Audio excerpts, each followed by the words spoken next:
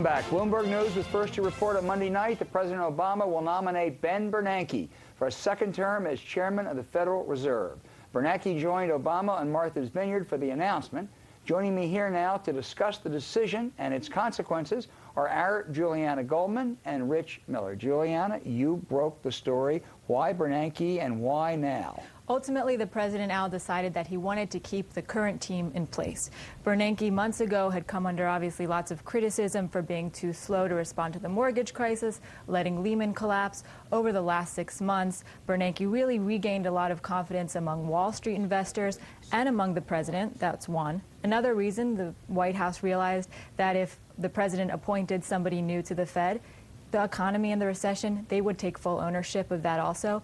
And also Ben Bernanke and Tim Geithner, the Treasury Secretary, he gained a lot more confidence with Bernanke working over the past 6 months. And ultimately, as we know, it was Geithner with the president who offered Bernanke another term. They kept it very close to the vest until Juliana Goldman told the world about it a little after 9 o'clock. Who was involved in that decision? Well, secret appointments are the specialty of this White House, but they kept it especially secret and within a tight group, knowing how sensitive this would be to the market. So you had the usual suspects, Rahm Emanuel, Chief of Staff, David Axelrod, Tim Geithner was part of that. And they really hadn't started focusing on this until the last month because they were focused on other issues like health care. Right. And so ultimately it came down to just before Bernanke was leaving for Jackson Hole. They brought him into the White House at 8 p.m. when us members of the press had already left for the day and offered it to him. There was a bull market, at least among those reacting and those anticipating Bernanke's appointment. Yeah, well, I mean, both inside the Fed and the investors liked this pick. I mean, if I had to say one word, it's independence.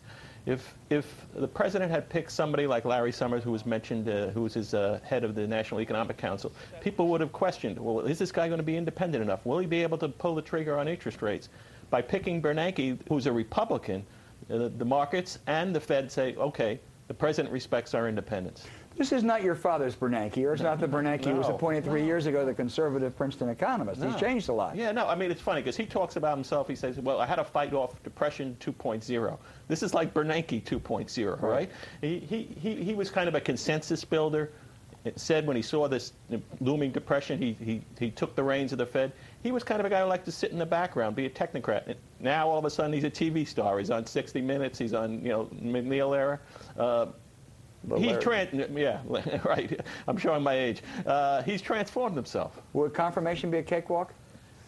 Not exactly a cakewalk, but I don't think there's any doubt, or very little doubt, that he'll get confirmed. But they'll take the opportunity to rake the Fed over the coals a little bit. And 2 other Fed vacancies now. Will they be appointed soon, and will that matter? There's a little chatter that maybe they'll try to make this a package. I mean, believe it or not, the Fed has a sort of lack of egghead academic economists now on the board. And so we want some more eggheads.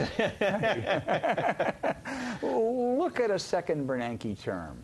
Rich. Yeah. What'll be the big challenges? The funny thing is that a lot of it the challenges were sort of born in the first term. I mean, number one is undoing all this stimulus that he's put into the economy. That's not going to be easy. If he takes it out too soon, we may get relapse into recession. If he takes it out too slowly, we get inflation. The second thing is fighting for the Fed's independence, because there is this move on the Hill to clip in the Fed's wings, mainly because what it did during Bernanke's first term, stretching. And the last thing he's got to do is try to figure out some way that we don't have a repeat of what we just went through, either through tighter oversight of the banks, maybe even sort of looking at changes in the way monetary policy reacts to bubbles. I cut you off a minute ago. You don't have any egghead candidates, do you? No, I don't. Okay. Juliana, let's come back to you. As the Chardonnay and Brie shops close down in the Vineyard, what Team Obama gearing up for? Well, coming back next week, I mean, it hasn't really been the most relaxing of vacations for the president to begin with, but in September, it's a full plate.